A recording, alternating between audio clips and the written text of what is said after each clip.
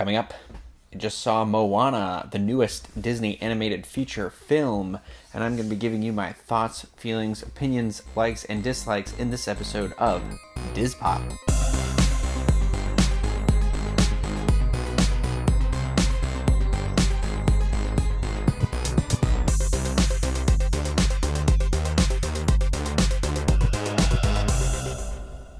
Diz Pop is brought to you by Dreams Unlimited Travel, experts at helping you plan the perfect vacation. Visit them on the web at dreamsunlimitedtravel.com. Well, hello everybody. I am your host, Ryno, and let's just get into it. I just saw the Thursday night showing of Moana. Like I said, the newest Disney animated feature film. I'm sure you've seen the preview. Otherwise, what are you doing watching this video? Watch that preview. Come back to the video. Yeah, I'm gonna just jump into it here. I'm gonna start by giving just a little backstory of the making of Moana, then the synopsis, then I'll go into my likes and dislikes, and then a little wrap up there. Don't mind me if I keep looking over here. My microphone, the AA battery died in it, and apparently I've only kept bad AA batteries in my house. So I'm just gonna tilt my head from time to time. But anyway, so let's let's get into it. So, obviously, Moana, a Walt Disney Animation Studios production. This is actually the 56th Disney animated feature film. But I read that and I was a little surprised. Don't you feel like it should be more than that? Maybe it's because of that slew of sequels that came out in the 90s and those don't really count. I don't know, but that's just kind of crazy to me. But anyway, the film's directed by Ron Clements and John Musker, who... some notable films they've directed are The Great Mouse Detective, which was their directorial debut, or at least it was Ron Clements, but Little Mermaid, Aladdin, Hercules, Treasure Planet, Princess and the Frog, and now Moana, which is actually their first CGI film. And it was also co-directed by Don Hall and Chris Williams. I know, Craig Williams' mother. Who knew she could do such a thing? No, but Don Hall and Chris Williams directed Big Hero 6. That was their thing together. But the film starred the voice talents of, and I'm probably going to butcher this name, and I try to look it up, like, I hear it in the preview, but Alui Cavallo as Moana and Dwayne Johnson as Maui. Those are like our two main characters of the film. And then one of the biggest selling points I'm sure you've seen in the previews for this film is that Lin-Manuel Miranda has written some of the original music for the film. And for those who don't know, obviously he's very well known for creating In the Heights as well as starring in it, and the same with Hamilton. Big hit right now if you're not an electoral candidate. But anyway, what was also kind of fun when I was looking into stuff like this, that Taka Waititi, it's he you might know him. I'm butchering the name. He was in he directed What We Do in the Shadows, and if you haven't seen that, it's a hilarious film. I highly recommend it. But he's also directing the new Thor film. He was the original screenwriter for this film before it went through all its initial phases. So kind of interesting, especially since Jermaine Clement lends his voice to a character in this, and they often work together as well. We're still going, still good. So let me just get into it, because before I saw Moana, I wasn't sure what the plot of the film was. I mean, I've seen like clips. We know Maui's in it, and he's a demigod, and that's honestly, I think that's all I knew. It was that, and they're on a raft in the ocean. So anyway, the film starts with a story. Sorry, I wrote notes. Let me get to the notes. The film starts with a story of creation that has to do with Maui stealing this, like, it's a stone. It's this green stone, but it's referred to as the heart of that comes from the mother island, Tafiti. Tafiti it reminds me of the story of Gaia. Like, she creates like islands or life, essentially. She brought life to the world. By stealing the stone, Maui releases this darkness that's slowly been devouring the islands, island after island. And Maui attempts to battle this lava monster that has formed, and unfortunately, he loses, and he falls into the sea, and he loses the stone, and he loses his magic hook that gives him his power. And then that's like the prelude to the story that is being told by a teacher to Moana as a baby on her island of Matunui. Matunui? I really want to learn how to pronounce these things, and not just so I don't sound like an idiot, but also this film did get me very interested in this kind of, I know it's not just Polynesian, but this like Pacific culture. It's always been a little fascinating, and it's kind of like, after seeing this, I want to delve more. And, I know all of this isn't all based in their lore and stuff, but it was interesting. But anyway, so Moana grows up on this island, Matanui, which is ruled over by her overprotective father, Chief Tui, or Tuao. But her father, she's the next chief. There's no question of her being a male or female either, which I really appreciated. But she's the next chief in line, and so, of course, Moana is being groomed by her father. Moana wants to be out and on the water. She feels a connection with the seas, but her father is very much against anybody leaving the island or going past the... there's a barrier, like a reef, that protects the island. And this is because when he was younger, he went out and he lost a childhood friend to the ocean.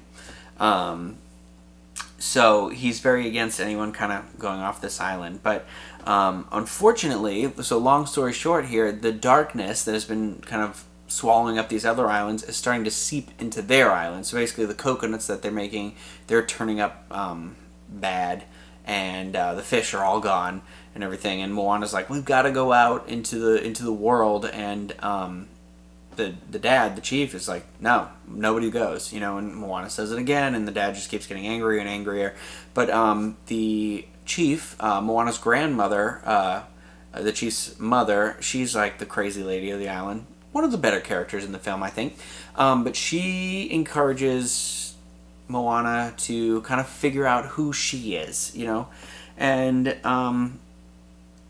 so that kind of, she becomes ill, the grandmother becomes ill, and she tells Moana, she gives Moana the heart, because she's had the stone, the heart, with her, and through a series of events, I want to keep the synopsis kind of as tight as possible. So she gives Moana the stone, Moana, and tells her, like, to go. She has to find Maui, and she has to bring Maui across the ocean to back to the mother island, to return the stone, and it'll wipe out the darkness, the heart of Te so Moana steals a boat that the grandmother has shown her, because her people used to be explorers, but when the darkness started seeping in, they decided to give it up and they stick to themselves. And so it's this whole, I think it's like a whole, like, overcome fear, figure out who you are. That's kind of the messages in this film. So this is kind of where the story starts to pick up once Moana is leaving and she finally gets and finds Maui. And that's for me is like where it really starts pacing out. The first part of this film, like the story on the island, where you learn the upbringing, the people, the ways of the island, that's good and fine. It's just a little long, and there were parts that felt like they did the same thing twice, so it was a little repetitive. Where you kind of know, like, okay, I get it. We don't need to be patronized, but again, I do understand this is a family film, and they kind of want, kids and everyone to get the idea, I guess. But it was also a little weirdly put together, assembled, like edited here. It felt like there were like these weird transitions every now and then, not always, just once or twice, and it just, I don't know, it was a little off-putting for me, but that's fine. So basically Moana meets up with Maui, she finds Maui. Maui's kind of a jerk, which I liked, because I thought he was just going to be this nice guy who loves her and he's funny and whatever, but he was kind of like, he doesn't like hate anybody, but he's kind of like, I only care about myself right now, because he's got this grudge against people that you'll find out why. So he's basically forced into helping her, and they set on a journey that betters the both of them. But along the way, they're going to battle some creatures that stand in their way, like a giant crab monster. The lava monster comes back up, and that's pretty much as far into the plot as I want to go. There's a couple of like twists and turns, revelations here, as any good story has. You learn why Maui is such a jerk, and you get to see Moana's perseverance. But like I said earlier, so one of the big things I wondered while I was watching the film was the authenticity, and of course I looked it up a little bit. So apparently the directors, Clements and Musker, they went on research trips to Fiji, Samoa, and Tahiti to meet the people of the South Pacific. And they kind of learned about their cultures. It took 5 years to develop the whole story for this this animated film, which is kind of crazy. I know animated films go into production really early, but it's crazy. You know what I mean? That I respect it. I appreciate what they do. So I guess they recruited experts from across the South Pacific to form this kind of oceanic story trust. It's like when people form a brain trust to kind of keep like the Marvel Cinematic Universe intact. They kind of formed this story that they felt like was it dealt with like the sensitivity of people's different cultures and trying to stay as accurate as it could be. So I thought that was pretty cool. And again, I really am looking forward to maybe some special features on the Blu-ray when it comes out, because hopefully they kept like documents of this whole process, because that to me sounds really, really fascinating. So if you walk away with nothing else from this film, you're going to at least get a sense of curiosity and wonderment toward the cultures that are all being like on display here. So I'm going to start with dislikes, and then I'll go into my likes. So I end on a positive note, because I don't want to end on a negative note. And then I'll give my overall feelings. So, like I said, I thought the first act was a little too long. They really just kind of kept hammering in the fact that Moana was not supposed to leave the island. Like I said, 2, 3, 4 times. It's like, okay, I get it. And, the innovative part of this movie is really the after, once she starts the journey. So you kind of want to like skip the stories that we all know. Like, okay, this is the upbringing. She's got to break this mold, and whatever. So that part just could have been sped up a little bit for me. The main reason too is once you're watching the movie, when she's with Maui, the chemistry of these two characters is great, and so I felt like it took too long to get to Maui. But once Maui's there, like I said, the film speeds up really fast. It keeps a really good pace. So I need to talk about the music of the film. Now, there are 2 types of music very present in this film. There are the songs that the characters sing, because this is a musical, and then there is this like beautiful score that has some song in it as well. And the movie kicks off with this really kind of haunting piece that I was like, oh, this is good. I like this a lot. And I really enjoyed those aspects of music in the film. I did not really care for the spoken songs that they were singing. I felt like they weren't very memorable, and I hate to compare it to this film because I don't really like Frozen, but I will say the songs of Frozen are very distinct. Like everyone walked out of that movie theater, and you'd only have to have seen the movie once to be like, do you want to build a snowman? Or, obviously Let It Go. You were like, okay, I got to download the soundtrack when I get home. Yes, I do want to have this soundtrack because, again, like I said, the score is beautiful. But it's not necessarily because of any songs. Now, there are exceptions to this. I'm just saying overall, this is how I felt. I felt like none of the songs, I got this vibe from the movie that maybe the script had gotten halfway through and they hadn't written a musical into it, and then they kind of got Lin-Manuel Miranda involved, and they added songs from there on out, and then retroactively added songs to the beginning, because it almost felt like in the beginning they were just kind of saying the script. Like they were like, oh, here are words, this is what we're doing. There's no refrain, there's no like hook really. But then once you get further into the film, like Maui's song, The Rock sings it, and I think Dwayne Johnson did a wonderful job as the voice of Maui and singing his song, so I thought that was great. And then Jermaine Clement is the voice of the crab creature, Tamatoa and the Big Shiny Crab, and his song for me, best song in the film. In fact, his scene is probably my favorite scene in the film. It was just flawless, like the way he delivered the voiceover, everything. And I thought the song was really interesting but fun. Like I don't know. And then Moana does sing like a refrain or a piece of music when she's battling the lava monster toward the finale of the film. And I thought that scene in general was done really well. The rest of it, though, there's one other song where she learns about the people being explorers, and that song was good. And with any Disney movie, the credits roll, and then here's the pop star singing the song at the end. So the pop star version of this song is sung by Alexa. Excuse me, I'm going to look it up. Lakara, Alyssa Cara. My goodness, I'm going to look it up while I'm saying it. But there's that, and then Lin-Manuel Miranda is actually singing one of the songs as well in the credits. And those two versions of it are pretty good, but it still doesn't really feel like a... You know what I mean? I don't know. It didn't... You don't know what I mean because I can't finish the sentence, but it doesn't have that hook, that impact. I wasn't like, oh, this song. I can foresee knowing the words of this song. And it wasn't... Although I shifted back. There are one or two songs that actually do use like native language in it, which I really, really did appreciate and respect that they did that. And actually, I found that in that one specifically, that's the song about the explorers. And I was like, oh, I don't even care if I understand a single word in this song. I'm enjoying, like, I'm understanding the story they're telling. I think that's when it worked best for itself. Let's see if I can get the song here for you guys and tell you what the girl's name is. Alexia Lacar. I'm sure some of you already know and you're just yelling at me right now.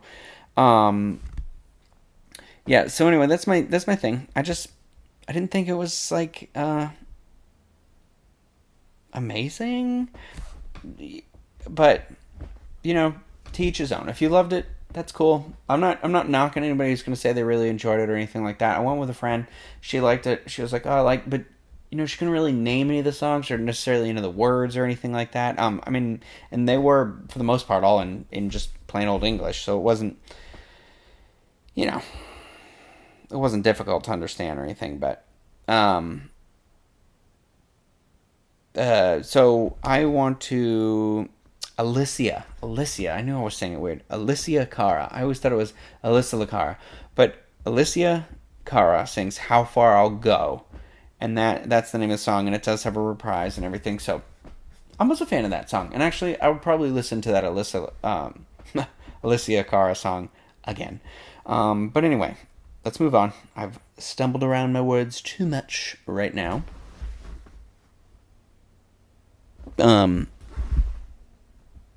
Okay, good. Still going strong over here. So I talked about the music. And like I said, there were exceptions. Maui solo song, the Shiny Crab song, and the thing. So I mean, pretty good. There's a joke in this movie, and I don't know how I feel about it. I'm gonna tell you the joke. Well, I'm not gonna tell you the joke. I'm just gonna tell you it's a tweeting joke. So it was like, it's called a tweet. Was the joke, and I'm like, I don't know. It's the only time in the movie they make a reference like that, and like, it felt a little like, ugh, I don't know. I didn't love it, but some people might have. I don't know. It's just me.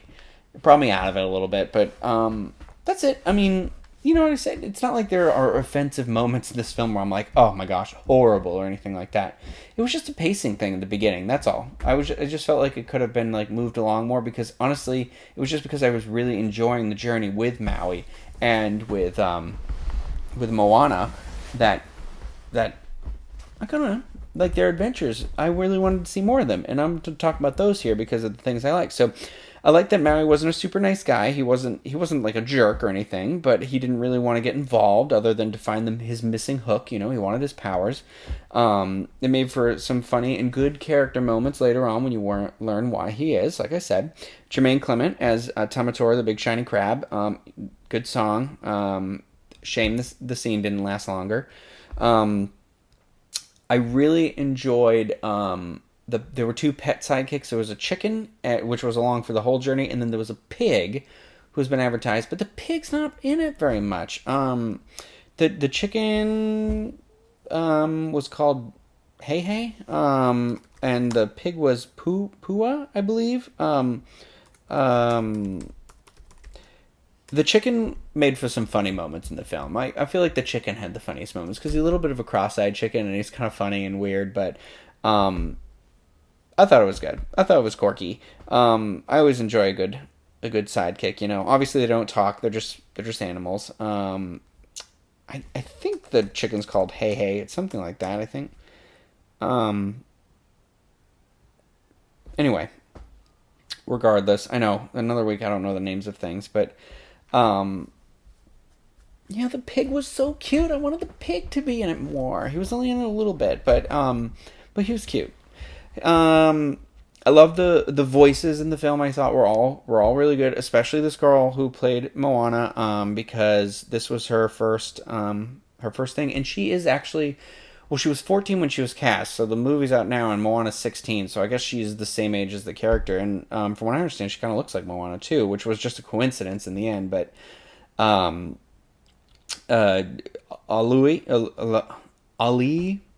Carvalho, I think she's going to do some more stuff. And I wouldn't be surprised if she... Oh, got a moth in the house. That's terrifying. I wouldn't be surprised if she does some actual, like, live action. I don't know, she had a very expressive tone, and this really didn't feel like, oh, this is her first time. She felt very seasoned. And Dwayne "The Rock" Johnson. Perfectly cast as Maui. Great job, and there weren't really like moments where I was like, "There's The Rock," you know. It was kind of like his voice was just, like I said, perfectly cast. It like pulled you into the story. He sang really well too. I was impressed. Good for you. I thought the animation was really good. I liked the commitment to the culture and the story being told. The Kakamora. The little coconut pirates that they encounter along the way, it's probably one of my favorite scenes. They were really funny, really cute. I can really see people like collecting statuettes of them too. Honestly, I might have to actually find one. And if I can't find one, I might just make one, since they are just like, they're basically just the coconuts like you can get at a grocery store or pick off a tree here in Florida, pretty much, I guess. But they were really funny. And fun fact about that, their scene was actually an homage to Mad Max Fury Road.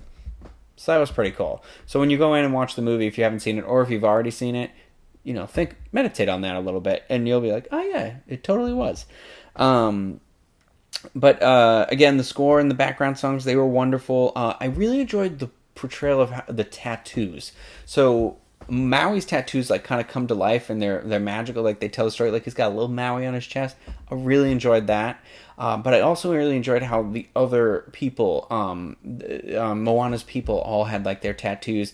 And I was even thinking while I was watching the movie, like, oh, I wonder if they're going to comment on the tattoos or do something. And there's a scene where somebody is getting the tattoo, because it's not like a normal process. It's I forget what it's called, but it's when the like, it's like a rock or this little black thing is held by a stick, and they like hit it into the skin to get the tattoo to go on. So there is a funny scene where somebody's getting one, but I thought that was really cool. It felt very respectful, because it wasn't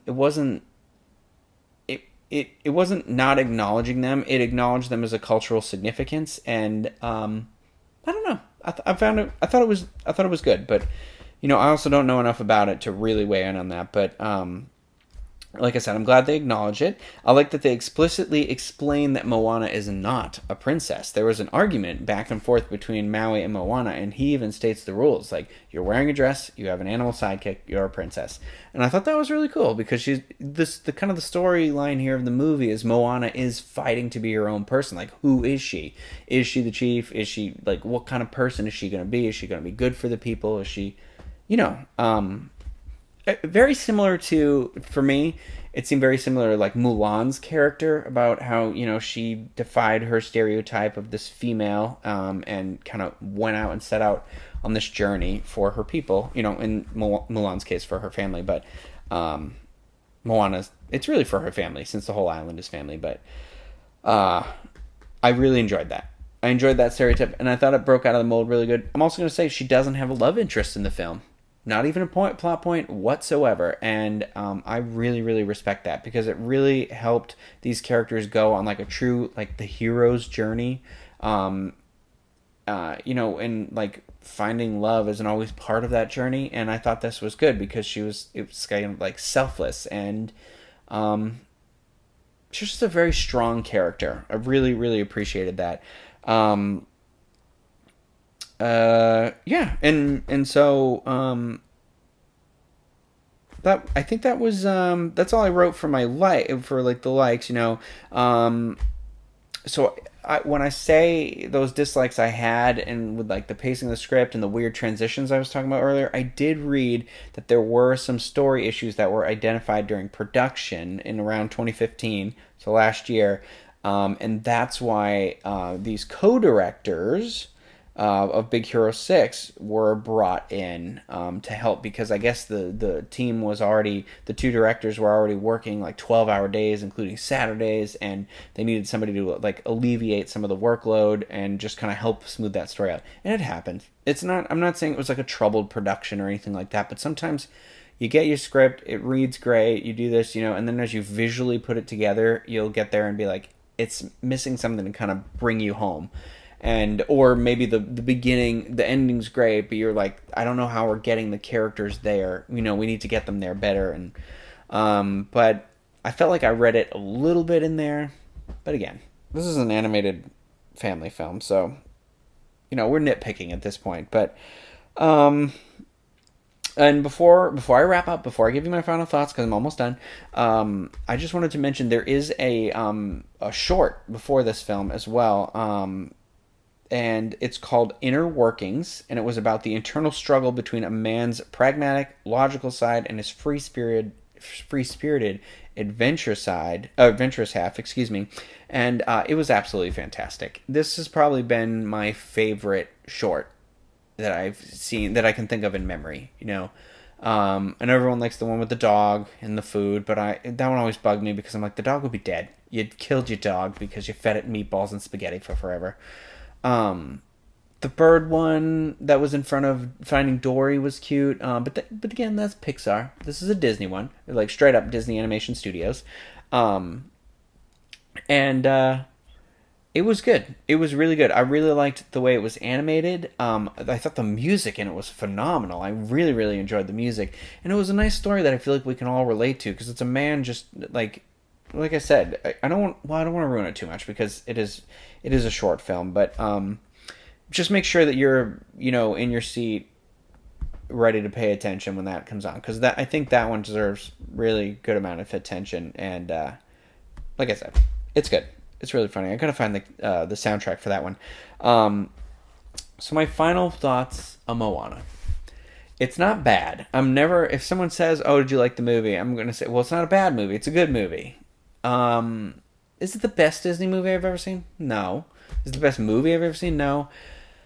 My problem is, and I'm not comparing it to this film, so please don't lose your mind when I say it, but Zootopia blew me away. I was sitting in that theater, and not only was it funny, but it was a great kind of noir, but it also had a great social commentary, and it was wonderfully animated. I'm not saying every Disney animated film has to be that. This one had a wonderful message about being who you are, finding who you are, defying your mold. A great message for little girls out there too, about you don't have to define yourself by a love interest, or not everybody has to be a princess. You can be a warrior, there's a nice cultural diversity that they used here. I like that the movie finally, it's a different flavor other than vanilla finally, and I liked all that stuff. I just don't think I connected to the movie in the same way, and it's not because it's a bad movie. For me, again, like, I don't know how to say it, because it's a good movie. I think it is worth seeing. If you have an inkling of like, oh, I kind of want to see it, just go see it. I have this issue of late when they brought back the Disney musical. Like when I saw Tangled for the first time, it threw me because I forgot it was going to be a musical or something like that. And so she started singing, and I was like, what? Which I guess I should have known better since it was Mandy Moore. But I had to rewatch that movie, and then when I rewatched it, I was like, I really like this movie. And I will argue to anybody that Tangled is a better film than Frozen. There's everyone's got their pros and cons, but regardless, I'm not comparing this film to Zootopia. I'm just saying that's the last animated film I sat in, and I was like, oh my gosh. Every time I watch Zootopia, I always think, okay, maybe I'm blowing it out of proportion, and then I rewatch it, and I'm like, nope, love this movie. And Dory, I liked Finding Dory a lot. Again, that's Pixar, but I really enjoyed this movie. All movies that are very different, that have very different meanings, very different things for them. I respect everything this movie was doing. For me, it's not a movie that I don't think I'm going to watch this repeatedly again.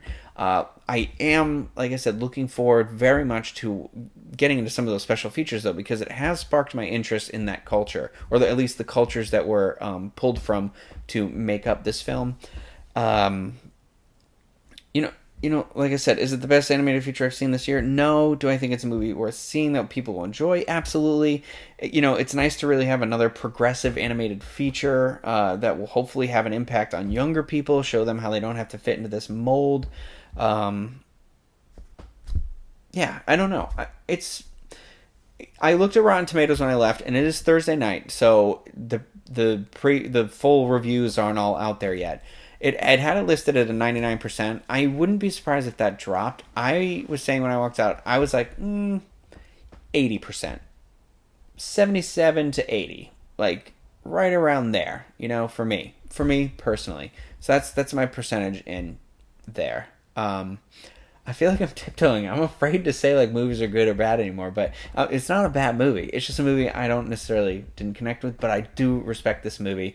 So this is where it's coming to come into the comments. I'm really curious, like, where you guys fall. Don't be afraid to say you didn't like it. Don't be afraid to disagree.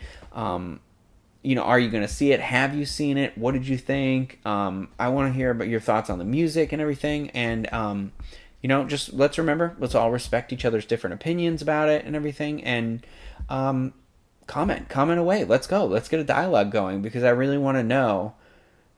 These type of conversations really get that kind of, you think back on the film. Like Fantastic Beasts, I haven't stopped thinking about it since I saw it, analyzing little pieces, and it keeps you going, and it makes up your mind better. But, so like I said, please comment on this video, or you can tweet at us at DizPopShow, or Facebook DizPopShow, Instagram DizPopShow. It's everywhere, DizPopShow. I want to hear your thoughts and opinions on this, and maybe what's your next movie that you're excited for. For me, Rogue One is like 3 weeks away from the time that this is released. That's very exciting. Disney is just blowing it out of the water in 2016 with their films. So I'm excited for that. So, yeah, talk about it, comment on it, and I think that's gonna do it for me. I hope you guys enjoyed this review, my thoughts and opinions, I guess. It was nice talking to you about it, and I will see you next time on the next episode of DizPop.